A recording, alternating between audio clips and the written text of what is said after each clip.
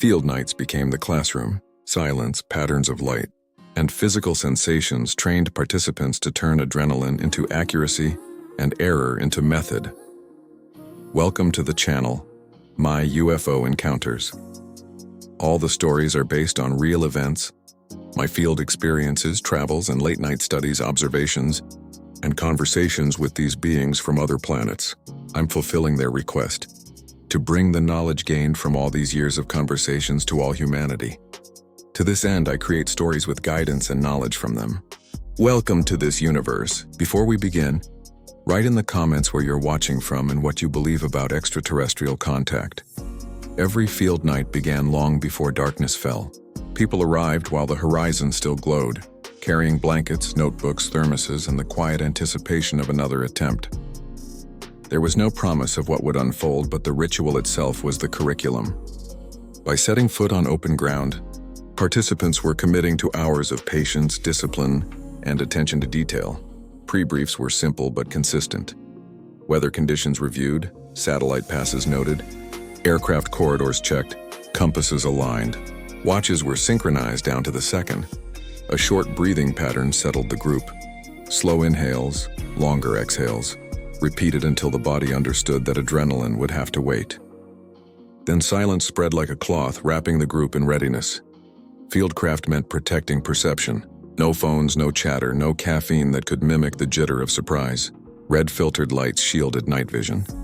And notebooks were prepared with page numbers already written to keep logs orderly when pens shook. Clothing was layered, not only against cold but against the temptation to cut the night short. The ethic demanded stamina as much as attention. The environment itself often rehearsed the lesson before the sky did. A sudden stillness in insects, a shift in wind, a faint metallic tang on the tongue. These preludes were written into logs even when nothing followed. By valuing small changes, the practice taught humility. If you cannot notice silence, you will not notice coherence when it arrives. Not every night brought lights. Many brought nothing but stars. Conversations whispered after debrief and the ache of knees pressed against the ground. Yet even those nights mattered.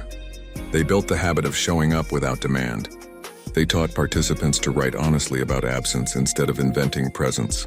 They reminded everyone that contact was not a vending machine. It was a curriculum, and the price of admission was patience. One night in late summer illustrated this ethic perfectly. The horizon stayed quiet for hours. A newcomer fidgeted, glancing upward every few seconds, impatient for something to appear. A veteran leaned over and whispered a reminder, "Write the wind first. If you can't write the wind, you won't know when it stops." Minutes later, the insects hushed. The logs reflected it instantly. Silence became the teacher. The night ended without lights, but with 20 pages of data that proved the group could hold attention without reward. By the end of the first hours, participants understood that arriving at the field was less about waiting for the sky to act and more about training themselves to notice what was already happening. The field was not an arena of spectacle. It was a classroom of silence. When phenomena did appear, the first sensation was rarely visual. It was physical. Participants described it in consistent sequences. A hush in the insect chorus, a hum in the bones, a sweep of warmth across the forearms, a metallic tang brushing the tongue. Only then did a point brighten low on the horizon, holding steady against wind in defiance of ordinary drift. The body knew before the eyes admitted it. Adrenaline surged instantly. Breathing patterns rehearsed for hours suddenly felt like lifelines. Veterans reminded newcomers with soft gestures, slow the exhale, soften the jaw, keep the feet pressed to the ground. Without these corrections, adrenaline hijacked perception, turning steady points into imagined movement and silence into a roar. The real training was not in watching the sky, but in mastering the nervous system. The lights themselves behaved with economy. A single point brightened, then another, then a third. Triangles held without wobble. Sometimes a triangle collapsed into one, dimmed without departure and left behind only a rush of heartbeats. Other times points orbited before merging, arcs traced as if geometry were a language. The details mattered less than the discipline. Write, don't narrate. Compare later, not now. Mistakes were frequent but instructive. A plane on direct approach in 2004 mimicked a hovering orb until runway strobes betrayed its identity. A cluster of satellites in 2005 imitated intention. teaching the group to memorize orbital patterns. Distant car headlights bent by fog lifted off ridges and seemed to hover, only to vanish when wind shifted. Each embarrassment became a new line in the checklist, proof that humility was stronger than pride. Dreams that followed intense nights were striking in their consistency. Participants described circular halls where presences adjusted their posture, softened the jaw, lengthened the exhale, widened the gaze. Some saw symbols that pulsed in rhythm with their breath, guiding them to match pace with a hidden curriculum. These dreams did not flatter the dreamer with revelations. They corrected them with practice. And you? Have you ever noticed how adrenaline changes what you see or hear, whether in a tense meeting, a dark forest, or a night under the stars? Share your story in the comments. Others might learn from it.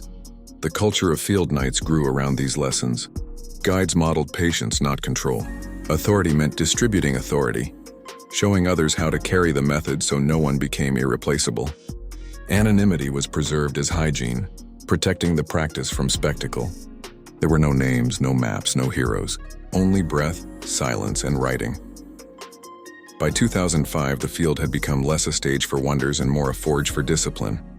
Lights came and went, but what remained was a growing capacity to stay calm, to log with clarity, and to care for one another when adrenaline wanted to break the circle apart. As the years unfolded, coherence emerged as the hidden theme of field nights. Independent circles across continents began noticing the same sequences: hush, hum, warmth, metallic tang, brightening point, geometry held for minutes, collapse into one, dim, without retreat. The consistency could not be ignored.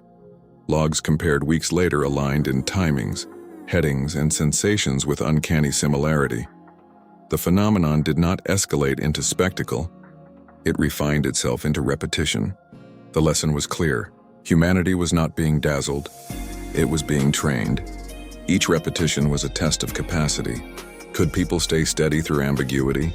Could they write plainly instead of embellishing? Could they care for each other instead of collapsing into fear? Proof was not the prize.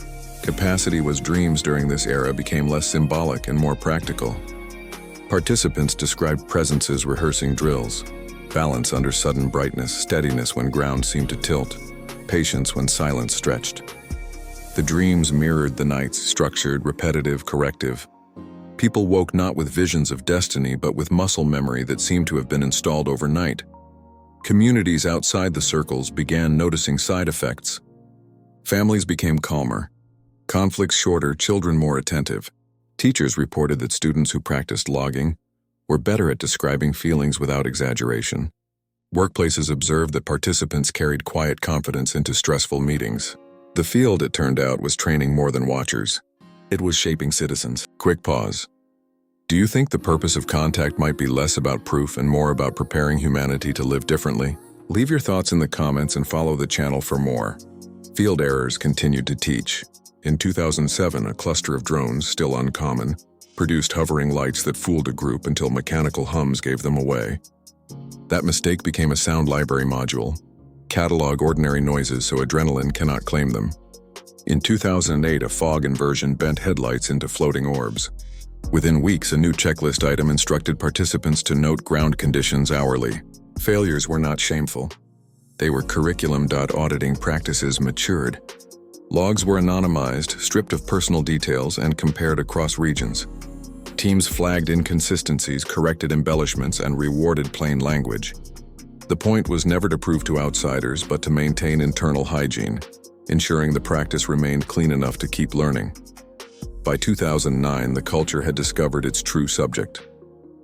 The sky was not the lesson. Humanity's response was. Each field night was less a hunt for evidence and more a rehearsal for becoming a steadier species. By the turn into 2010, field nights had written a decade-long curriculum. They had taught how to prepare, how to endure, how to log, and how to care. They had taught how to turn error into method, adrenaline into accuracy, and absence into patience. The sky had not given closure. It had given training. Phenomena remained steady in their simplicity. Lights brightened, held, collapsed, and dimmed.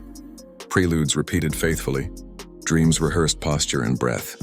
Nothing escalated into spectacle, yet everything refined into coherence. The lesson was less about contact as an event and more about contact as a practice. The legacy was visible not only in notebooks but in lives. Families calmer, children more articulate, communities more patient. Participants discovered that the same steadiness that allowed them to log under ambiguity also helped them navigate traffic, parenting, work, and conflict. The field was not only a place of encounter, it was a mirror where humanity learned itself. Auditors summarized the decade with a simple phrase: capacity over proof. Proof could be denied, ignored, or forgotten. Capacity endured. A notebook filled with honest logs was worth more than a headline. A calm breath held under pressure was worth more than any spectacle. The culture had found its motto and it carried it into the years ahead. Anonymity had preserved the work. Without leaders, there were no scandals. Without maps, there were no shrines. Without rosters, there were no factions. The ethic of namelessness proved stronger than spectacle. It allowed the practice to spread hand to hand, across countries and generations without collapsing under its own weight. Final reflection. What do you think matters more? The proof of extraordinary lights or the transformation of ordinary lives into steadier, calmer, more humane ones? Share your thoughts below. Your perspective matters. By the close of the first decade, participants no longer described themselves as seekers of signs. They described themselves as students of steadiness. The field had taught them that the unknown was not a puzzle to solve, but a partner in training. Humanity had not been given answers. It had been given practice. And that practice had already changed the species. One breath, one notebook, and one quiet night at a time. If this story caught your attention, don't forget to like this video, subscribe to the channel, and share it with those who are also fascinated by UFOs. And leave your thoughts in the comments. What do you think really happened?